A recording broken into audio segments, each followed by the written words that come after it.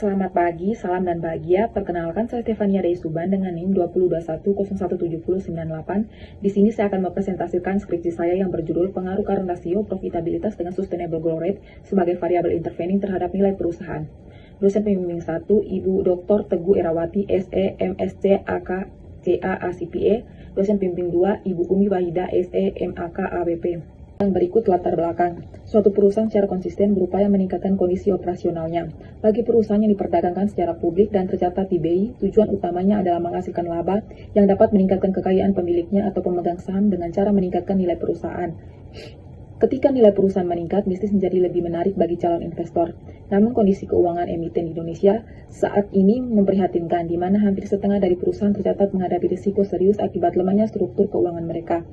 Selain kinerja keuangan yang tercermin dari rasio keuangan, faktor lain seperti sustainable growth rate dan profitabilitas juga perlu diperhatikan dalam menilai nilai perusahaan. Yang berikut rumusan masalah. Yang pertama, apakah current ratio berpengaruh terhadap sustainable growth rate pada perusahaan manufaktur yang terdaftar di BEI selama periode 2019 sampai 2023? Yang kedua, apakah profitabilitas berpengaruh terhadap sustainable growth rate pada perusahaan manufaktur yang terdaftar di BEI selama periode 2019 sampai 2023? Yang ketiga, apakah sustainable growth rate berpengaruh terhadap nilai perusahaan pada perusahaan manufaktur yang terdaftar di BEI selama periode 2019 sampai 2023? Yang berikut tujuan penelitian. Yang pertama, untuk menguji pengaruh current ratio terhadap sustainable growth rate pada perusahaan manufaktur yang terdaftar di BEI selama periode 2019 sampai 2023. Yang kedua, menguji pengaruh profitabilitas terhadap sustainable growth rate pada perusahaan manufaktur yang terdaftar di BEI selama periode 2019 sampai 2023. Yang ketiga, menguji pengaruh sustainable growth rate terhadap nilai perusahaan pada perusahaan manufaktur yang terdaftar di BEI selama periode 2019 sampai 2023. Berikut landasan teori. Penelitian ini menggunakan teori signalin atau teori sinyal,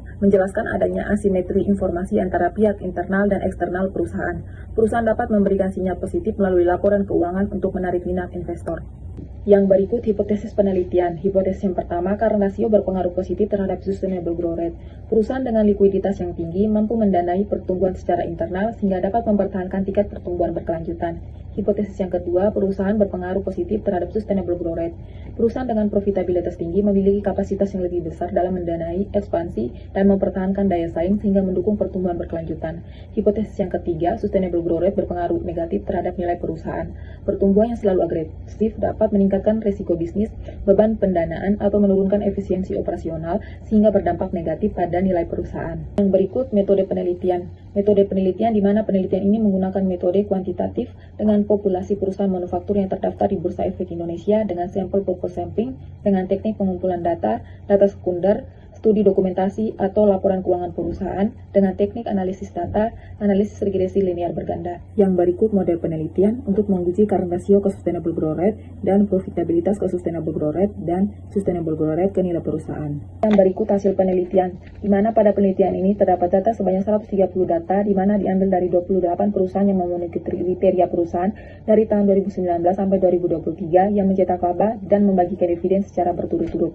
Untuk variabel current ratio, nilai minimumnya 0,91, maksimumnya 143,00, miannya 6,7493. Yang berikut profitabilitas, nilai minimumnya 0,00, nilai maksimumnya 0,68, miannya 0,1418. Variabel SGR, nilai minimumnya 0,00, nilai maksimumnya 0,35, nilai miannya 2,2102. Variabel nilai perusahaan minimumnya 0,27, maksimumnya 9,00, miannya 0,0708. Yang berikut hasil uji hipotesis. Berdasarkan hasil uji hipotesis T yang dapat disimpulkan bahwa variabel current ratio berpengaruh positif dan signifikan terhadap sustainable growth rate, koefisien regresi sebesar 0,223, nilai T-nya sebesar 2,825 dan tingkat signifikan 0,005.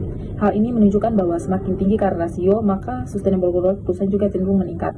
Selain itu, profitabilitas juga memiliki pengaruh positif dan signifikan terhadap sustainable growth rate dengan koefisien sebesar 0,390, nilai T sebesar 4,951 dan signifikan 0,000.